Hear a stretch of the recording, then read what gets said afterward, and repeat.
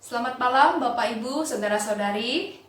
Hari ini adalah hari yang kedua saudara-saudari kita umat muslim merayakan hari kemenangan di bulan Ramadan. Kita mengucapkan selamat Hari Raya Idul Fitri 1441 Hijriah. Mohon maaf lahir dan batin. Saat teduh sejenak.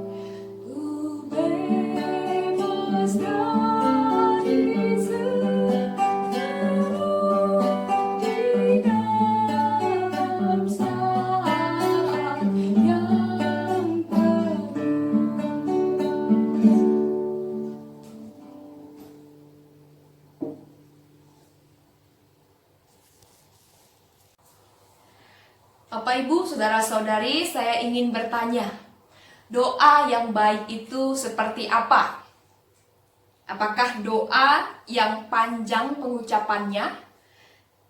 Doa yang isinya adalah bahasa-bahasa yang puitis kepada Allah?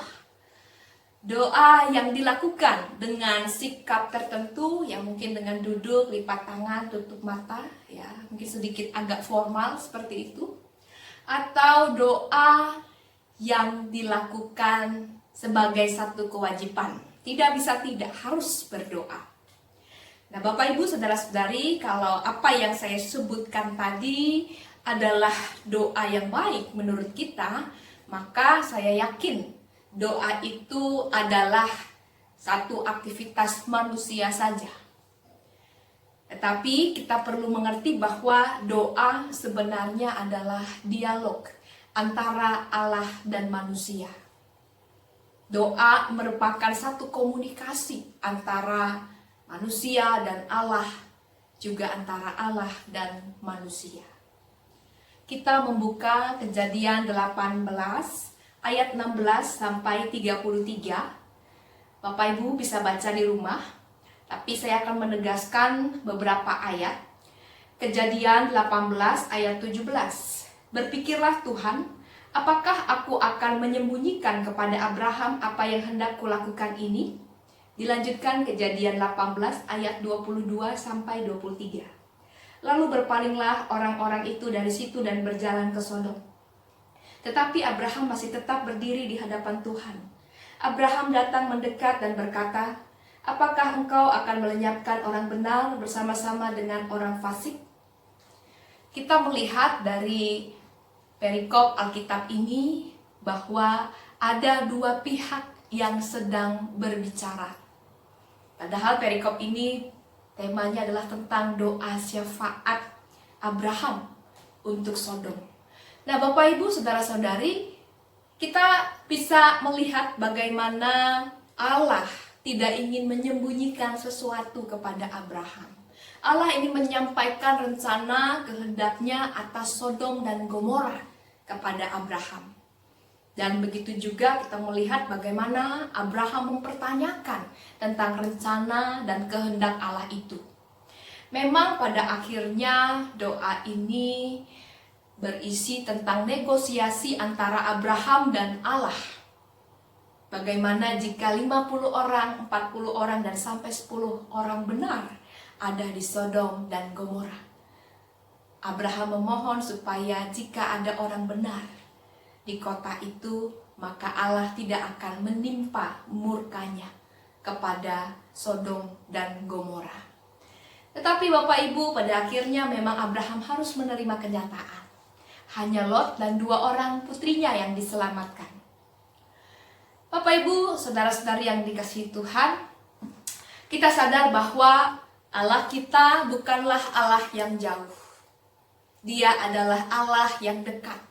Allah yang senantiasa merespons doa-doa kita. Kita perlu mengerti bahwa Allah jauh lebih rindu untuk berbicara kepada kita dibandingkan kita berbicara kepada Allah. Oleh karena itu, di dalam doa ada saatnya kita berbicara dan Allah mendengarkan. Juga sebaliknya, Allah berbicara dan juga kita mendengarkan. Kemudian perikop ini juga memperlihatkan kepada kita bahwa dialog antara Allah dan Abraham itu seperti seorang sahabat. Jadi Allah menganggap bahwa Abraham adalah sahabatnya. Dan begitu juga Abraham berbicara kepada Allah sebagai seorang sahabat. Memang ada di dalam Yakobus 2 ayat 23 menyatakan bahwa Abraham adalah sahabat Allah. Di sini kita juga bisa belajar bahwa di dalam doa kita bisa menyampaikan apa yang menjadi pergumulan kita, apa yang menjadi kebutuhan kita. Itu seperti menyampaikan kepada seorang sahabat. Tidak perlu malu, sungkan, atau takut salah. Itu yang dicontohkan, yang diteladankan oleh Abraham kepada kita. Bapak Ibu, saudara-saudari, yang istimewanya adalah ketika kita melihat Abraham berkata di dalam Kejadian 18 ayat 27. Abraham menyahut, "Sesungguhnya aku telah memberanikan diri berkata kepada Tuhan, walaupun aku debu dan abu." Abraham tahu siapa Allah. Dan Abraham sadar siapa dirinya. Tetapi ia merasakan ada satu anugerah yang ia alami ketika ia berdoa. Ia dapat berbicara kepada Allah yang Maha Tinggi. Bapak Ibu saudara-saudari, coba kalau kita berbicara ya, atau punya rencana ingin berbicara kepada petinggi pemerintah, ingin berbicara kepada pejabat-pejabat atau pemimpin perusahaan kita. Pasti kita harus membuat perjanjian lebih dulu, atau kita harus duduk dalam antrian, sebab mungkin ada yang lebih dulu ingin berbicara ya, kepada pemimpin, kepada pejabat ya, atau kepada petinggi yang lain. Kita harus melewati prosedur-prosedur dulu untuk bisa berbicara kepada pejabat pemerintah, kepada petinggi-petinggi atau pemimpin perusahaan. Tetapi kita sadar bahwa Allah lebih tinggi daripada pejabat pemerintah, daripada pemimpin perusahaan, petinggi-petinggi yang lain. Dan kita bisa langsung berbicara kepada Allah tanpa melewati prosedur atau menunggu antrian lebih dulu. Bukankah ini satu yang istimewa? Dan itu yang kita peroleh ketika kita berdoa. Satu hak istimewa yang harus kita pakai, yang harus kita gunakan. Nah, Bapak Ibu saudara-saudari, ini adalah hari yang ketiga kita melakukan malam doa jelang Pentakosta. Semoga kita dapat menyadari betapa istimewanya kita di hadapan Allah. Mari kita lanjutkan doa-doa kita dengan satu suasana kedekatan dengan Allah. Ungkapkan doa-doa kita sebagai sahabat Allah. Mari kita mengalami keistimewaan ini di hadapan Allah. Tuhan Yesus memberkati kita. Amin.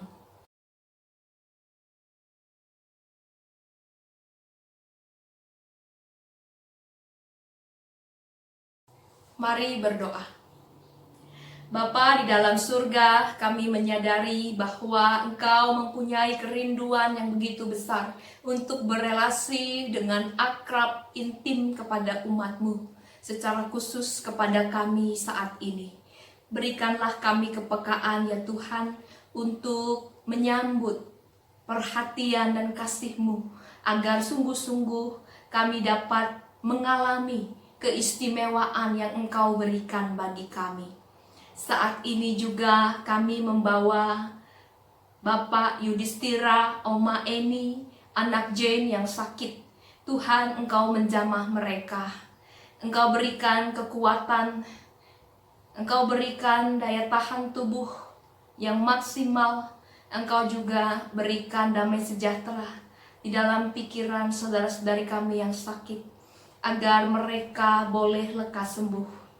Kami berdoa ya Tuhan untuk Ibu Magdalena yang saat ini sedang dalam pemulihan. Engkau tolong ia Tuhan. Pimpin ia untuk dapat mengatur rencana yang baik kapan saatnya ia harus check up ke dokter.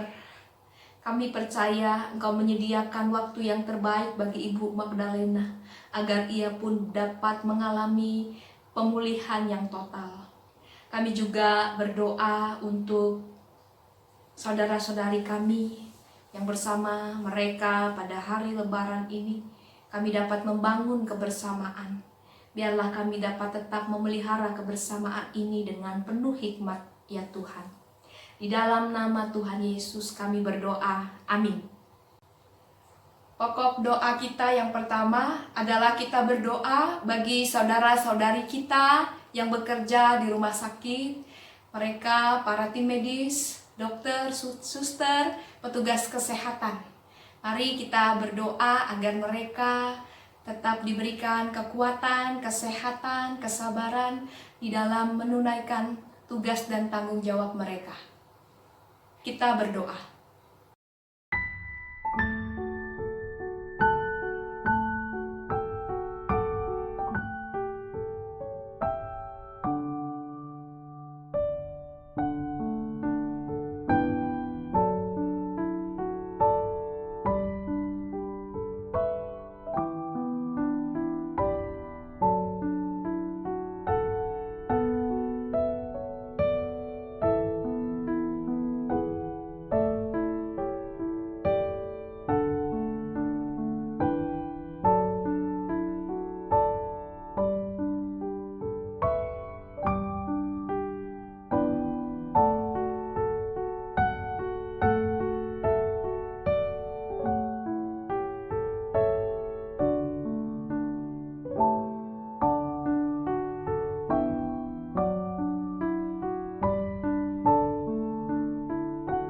Kedua, kita berdoa untuk saudara-saudari kita yang kehilangan sumber penghasilan satu-satunya, atau mungkin di dalam keluarga dia adalah tulang punggung keluarga. Mari kita berdoa untuk mereka.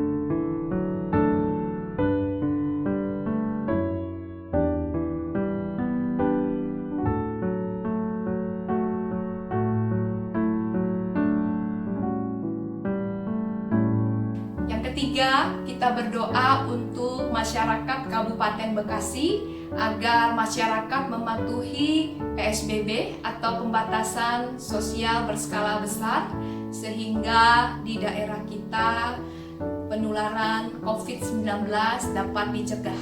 Mari kita berdoa.